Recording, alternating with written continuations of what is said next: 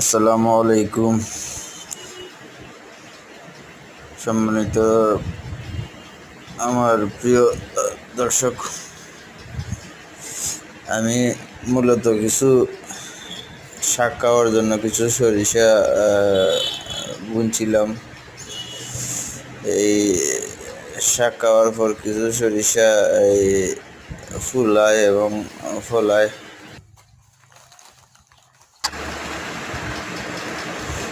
তো ফলাবার পর এই সরিষা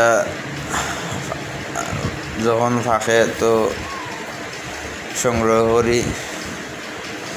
আপনারা দেখতেছেন সরিষা থাকি রেসটা বাঁধা ছিল, ওইগুলো সরাইতেছি।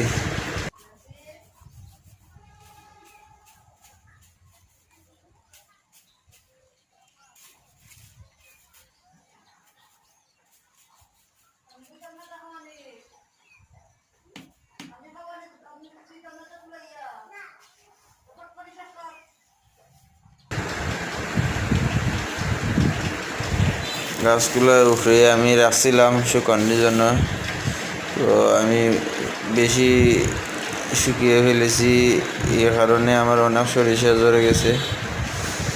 তো মূলত পরে এগুলা আইনা এই সংগ্রহ করতেছি। সরিষা সংগ্রহ করা আসলে অনেক কষ্টের কাজ, যা বলে বোঝানো যাবে না। অনেক কষ্টের কাজ সরিষা সংগ্রহ করা,